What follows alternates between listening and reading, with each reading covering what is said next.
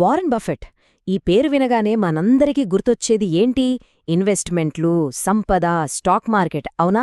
కాని ఆయన జీవితాన్ని చూస్తే, ముఖ్యంగా రిటైర్మెంట్, వారసత్వం గురించి ఆయన ఆలోచించే తీరు చాలా చాలా భిన్నంగా ఉంటుంది. ఈ రోజు మనం దాని గురించే తెలుసుకోబోతున్నాం. రిటైర్మెంట్ అంటే పరుగు ఆపేయడం కాదు, జస్ట్ స్పీడ్ తగ్గించడం. వారెన్ బఫెట్ చెప్పిన ఈ మాట వింటే మన ఆలోచనే మారిపోతుంది కదా. చాలామంది ఏమనుకుంటారు, రిటైర్మెంట్ అంటే ఇక పనికి ఫుల్ స్టాప్ పెట్టేయడమే అని. కానీ బఫెట్ దృష్టిలో అది అలా కాదు. మనకు నచ్చిన పనుల మీద ఇంకాస్త ఎక్కువ ఫోకస్ పెట్టడానికి దొరికిన ఒక కొత్త అవకాశం అంతే. ఇప్పుడు చూడండి, బఫెట్ బర్క్షైర్ హ్యాత్వే సీఈఓ పదవి నుంచి తప్పుకున్నారు. అంటే అంతటితో అయిపోయిందా? లేనేలేదు. అది ఒక ముగింపు కాదు. ఆయన ఇప్పటికీ చైర్మన్ ఎమెరిటస్గా ఉన్నారు. ఒక స్ట్రాటజిస్ట్గా, ఆ కంపెనీ కల్చర్కి ఒక గైడ్గా ఆయన పాత్ర ఇంకా కొనసాగుతూనే ఉంది. బఫెట్ ఎందుకంత యాక్టివ్గా ఉంటారంటే, ఆయన దృష్టిలో అర్థవంతమైన పనే అసలైన సీక్రెట్. దేనికి? మంచి ఆయుష్కి, మెదడు చురుగ్గా ఉండటానికి, ఆనందంగా ఉండటానికి. అంటే ఇష్టమైన పనిలో ఉండటమనేది బ్రెయిన్కి ఒక ఎక్సర్సైజ్ లాంటిదనమాట. అల్జీమర్స్ లాంటి జబ్బుల్ని దూరం పెడుతుంది, మనల్ని మరింత ఎనర్జిటిక్గా ఉంచుతుందని ఆయన నమ్మకం. ఆయన మాటల్లోనే చెప్పాలంటే, బర్క్షైర్ హ్యాత్వే ఆయన ఆనందానికి రహస్యం, ఆరోగ్యానికి కూడా రహస్యమే. అయితే ఆయన తన పనిని అంతలా ప్రేమించడానికి ఇంకో కారణం కూడా ఉంది. అదేంటంటే డబ్బుని, సంపదని ఆయన చూసే విధానం. మనలో చాలామందికి భిన్నంగా ఉంటుంది ఆయన ఫిలాసఫీ. అదేంటి ఇప్పుడు చూద్దాం. బఫెట్ ఏమంటారంటే, సంపదనేది పర్సనల్. అంటే కష్టపడి సంపాదించిన డబ్బు అది ముందు మనకోసం, మన కలలను నిజం చేసుకోవడానికి, జీవితాన్ని మనకు నచ్చినట్టుగా గడపడానికి. అంతేగాని కేవలం నెక్స్ట్ జనరేషన్కి దాచిపెట్టడం మాత్రమే దాని ముఖ్య ఉద్దేశం కానే కాదని చాలా గట్టిగా నమ్ముతారు. ఆయన చెప్పే మాటలకి, చేసే పనులకి ఎంత కనెక్షన్ ఉందో చూడాలంటే ఈ గివింగ్ ప్లెడ్జ్ గురించి తెలుసుకోవాలి. తన సంపదని ఆయన ఎలా చూస్తారంటే, అది సమాజానికి ఏదైనా మంచి చెయ్యడానికి దొరికిన ఒక టూల్లాగా. అందుకే ఏకంగా 99%, అవును 99% సంపదని సోషల్ కాజెస్ కోసం ఇచ్చేశారు. వారసత్వం గురించి ఆయన చెప్పిన ఈ మాట చాలా ఫేమస్. మీ పిల్లలకి ఏదైనా చేయగలం అనేంత ధైర్యాన్నిచ్చే డబ్బు ఇవ్వండి, కానీ ఏమీ చేయకుండా ఖాళీగా కూర్చునేంత డబ్బు మాత్రం ఇవ్వకండి అని. ఎంత అద్భుతమైన బ్యాలెన్స్ చూడండి. అంటే వాళ్లకి అవకాశాలివ్వాలి, కాని వాళ్లలో కష్టపడాలనే కసిని, ఆ డ్రైవ్ని మాత్రం చంపేయకూడదు. పిల్లల గురించి ఆయనకున్న ఈ ఆలోచన, ఆయన వారసత్వాన్ని ఎంత పకడ్బందీగా ప్లాన్ చేసుకున్నారని పెద్ద చిత్రంలో ఒక చిన్న భాగం మాత్రమే. తన ఫ్యామిలీని, తన కంపెనీని రెండింటినీ కాపాడటానికి ఆయన వేసిన ప్లానేంటో చూద్దాం.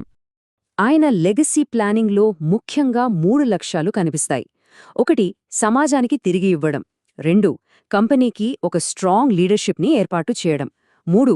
తన పిల్లల భవిష్యత్తుకు కావాల్సిన భరోసా ఇవ్వడం. ఇక్కడ గమనించాల్సిన విషయమేంటంటే, ఆయన వారసుడుగా ఫ్యామిలీ మెంబర్ని కాకుండా గ్రెగ్ అబెల్ అనే ఒక ప్రొఫెషనల్ను ఎంచుకున్నారు.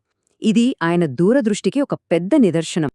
ఇక ఆయన విల్ అంటే వీలునామా విషయానికొస్తే చాలా డీటెయిల్డ్గా రాసుకున్నారు. అంతేకాదు, దాన్ని తన పిల్లలతో కూర్చోబెట్టి ఓపెన్గా డిస్కస్ చేశారు. ఎందుకు? భవిష్యత్తులో ఎలాంటి గొడవలు, అపార్థాలు రాకూడదని. ఎంత ముందుచూపు కదా. అల్టిమేట్గా ఆయన ఫిలాసఫీ అంతా ఈ ఒక్క మాట చుట్టూనే తిరుగుతుంది. ముందు ఒక బలమైన కుటుంబాన్ని కట్టండి, ఆ తర్వాతే బిజినెస్ ఎంపైర్ల గురించి ఆలోచించండి అని. అంటే వ్యాపారాలు ఎంత పెద్దవైనా సరే, అసలైన విజయం, నిజమైన వారసత్వం అనేది బలమైన కుటుంబ బంధాల మీదే నిలబడుతుందని ఆయన గట్టి నమ్మకం. సరే, ఇంత పెద్ద లెగసీని నిర్మించాలంటే ఇంకో చాలా ముఖ్యమైన ఇన్వెస్ట్మెంట్ కావాలి. అదేంటి? మన ఆరోగ్యం. ఆశ్చర్యంగా ఈ విషయంలో బఫెట్ చాలా సింపుల్ రూల్స్ ఫాలో అవుతారు. చూడండి, బఫెట్ హెల్త్ రొటీన్కి, చాలామంది బిలియనేర్లు ఫాలో అయ్యే పద్ధతులకి ఎంత తేడా ఉందో. ఒకవైపు విపరీతమైన సర్జరీలు, రకరకాల పిల్స్ మీద ఆధారపడటం. మరోవైపు బఫెట్ సింపుల్ డైట్, మంచి నిద్ర, రోజు చదవడం. ఆయన ఎప్పుడు ఆర్టిఫిషియల్ పద్ధతుల వైపు వెళ్లలేదు, బేసిక్స్కే ఎక్కువ విలువిచ్చారు. ఎంత లాంగ్ కెరియర్ సాగించడానికి ఆయన డైలీ హ్యాబిట్స్ ఏంటో తెలుసా? చాలా సింపుల్, కానీ చాలా పవర్ఫుల్. రోజూ 8 గంటల నిద్ర, స్ట్రెస్ని చాలా ఎఫెక్టివ్గా మేనేజ్ చేస్తారు. ఇక రోజులో 5-6 గంటలు కేవలం ఆలోచించడానికే కేటాయిస్తారు. దాంతోపాటు గంటసేపు తప్పనిసరిగా చదువుతారు. ఈ అలవాట్లే 8 దశాబ్దాలుగా ఆయన కెరియర్కి మూలస్తంభాలు. ఇప్పటిదాకా మనం చూసిన ఈ జీవిత పాఠాల అన్నింటి వెనక ఒక పటిష్టమైన ఫిలాసఫీ ఉంది. దాన్నే అందరూ బఫెటాలజీ అని పిలుస్తారు. అదే ఆయన్ని ఒక లెజెండ్గా మార్చిన విజయసూత్రాల సమాహారం.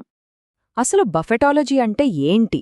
సింపుల్గా చెప్పాలంటే అది వారెన్ బఫెట్ పాటించిన ఇన్వెస్ట్మెంట్ స్ట్రాటజీలు, బిజినెస్ వాల్యూసు, లాంగ్ టర్మ్ ఆలోచనా విధానం. ఇది కేవలం డబ్బు సంపాదించడం గురించి కాదు, అది ఒక మైండ్ సెట్. ఇక ఆయన ఫేమస్ రూల్, ఇది తన కెరీర్ మొదట్లో చేసిన తప్పుల్నుంచి నేర్చుకున్నది. రూల్ నంబర్ 1, డబ్బుని ఎప్పుడూ నష్టపోవద్దు.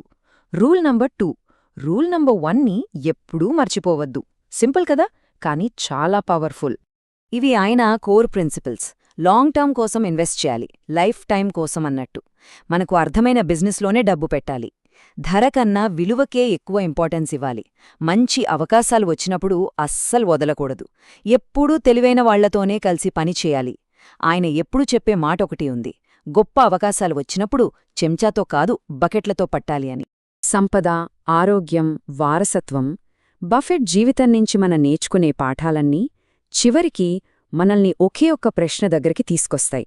అదేంటంటే, మన జీవితాన్ని మనం ఎలా ముగించాలనుకుంటున్నాం? ఆయన బెస్ట్ ఫ్రెండ్, పార్ట్నర్ అయిన చార్లీ ముంగర్ ఇచ్చిన ఒక సలహా బఫెట్ జీవితాన్ని చాలా ప్రభావితం చేసింది. అదేంటంటే, నీకు నువ్వే ఒక సంస్మరణ ప్రసంగం రాసుకో, ఆ తర్వాత దానికి తగ్గట్టుగా జీవించడానికి ప్రయత్నించు అని. ఇది మనందర్నీ ఆలోచింపచేసే మాట. జీవితాన్ని ఎలా ముగించాలనే దానిపై ముందుగానే ఒక స్పష్టత ఉండాలి. అలాంటి స్పష్టత ఉన్నవారే నిజమైన విజేతలు. వారెన్ బఫెట్కో ఆ క్లారిటీ ఉంది. మరి మన జీవితం యొక్క అసలు ఉద్దేశ్యమేంటి? మనం ఈ ప్రపంచంలో వదిలి వెళ్లాలనుకుంటున్న వారసత్వం ఏంటి? ఈ విషయంపై మనకు ఆ స్పష్టత ఉందా? ఒక్కసారి ఆలోచించుకోవాలి.